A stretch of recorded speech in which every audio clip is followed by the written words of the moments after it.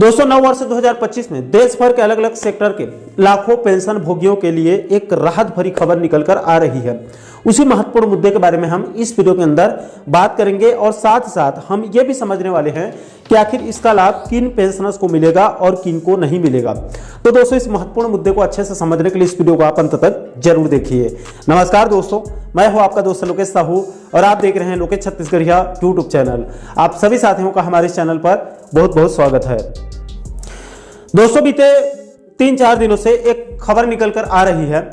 अलग अलग जो है वो मीडिया, प्रिंट मीडिया और कई सारे पोर्टल, वेबसाइट वगैरह में खबर निकल कर आ रही है, जिसमें बताया जा रहा है कि ईपीएफओ ने कर्मचारी पेंशन योजना 1995 के तहत नई केंद्रीकृत पेंशन भुगतान प्रणाली को देश भर में लागू कर दिया है।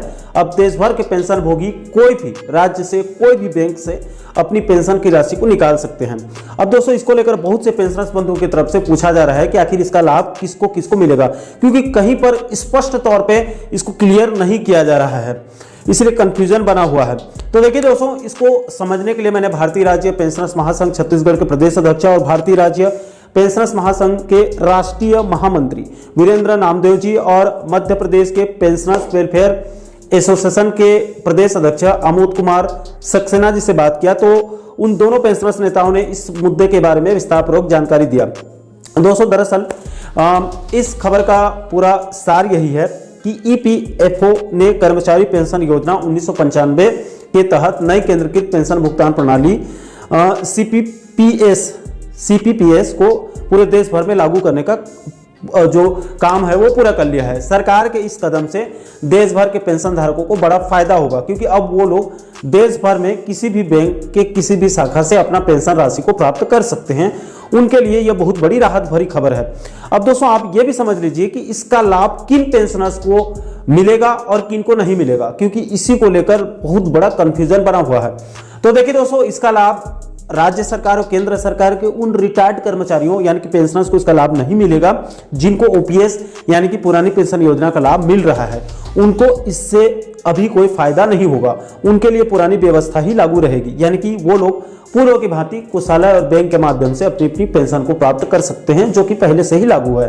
दोस्तों, इसका लाभ उन रिटायर्ड कर्मचारियों को मिलेगा जो लोग अलग अलग प्राइवेट सेक्टर में काम करते हैं और जिनका प्रति महीने पीएफ करता है, ईपीएफ करता है। और साथ ही साथ इसका लाभ राज्य सरकार और केंद्र सरकार के उन कर्मचारियों को मिलेगा जो लोग निगम, मंडल, आयोग, प्राधिकरण में दैनिक वेतन भोगी या अलग अलग तमाम अनियमित कर्मचारी के रूप में काम करते हैं, जहां पर ओपीएस का लाभ नहीं मिलता है बल्कि एनपीएस की व्यवस्था लागू है। उन रिटायर्ड कर्मचारियों को इसका लाभ मिलेगा।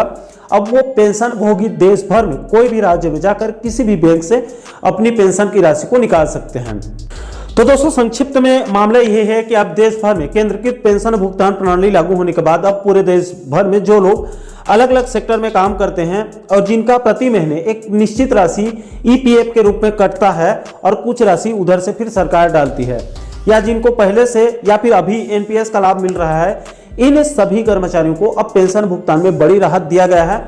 अब ऐसे तमाम पेंशनर्स पूरे देश भर में किसी भी बैंक शाखा पर बिना पेंशन भुगतान आदेश यानी कि बिना पीपीओ ट्रांसफर करवाए भी कोई भी राज्य के कोई भी बैंक से अपनी पेंशन की राशि को निकाल सकते हैं।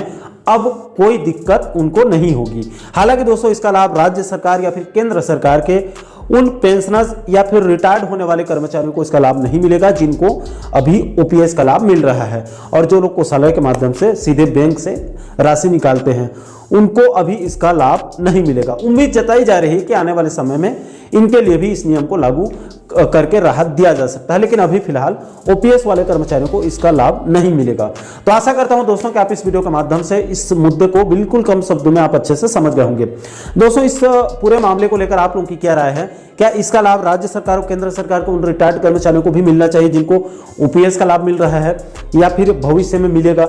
इन सभी के लिए भी इस सुविधा को लागू कर देना चाहिए अथवा नहीं? इस मुद्दे को लेकर आप क्या सोचते हैं? आप लोगों की क्या राय है? नीचे आप लोग कमेंट बॉक्स में अपनी प्रतिक्रिया आप लोग जरूर साझा कीजिएगा।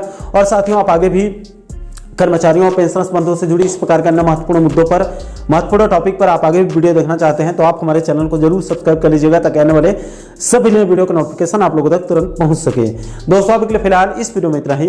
मुझे दीजिए इजाजत। मैं मिलता हूं आपसे एक और महत्वपूर्ण मुद्दे के साथ, महत्वपूर्ण टॉपिक के साथ। तब तक के लिए जय हिंद, जय छत्तीसगढ़।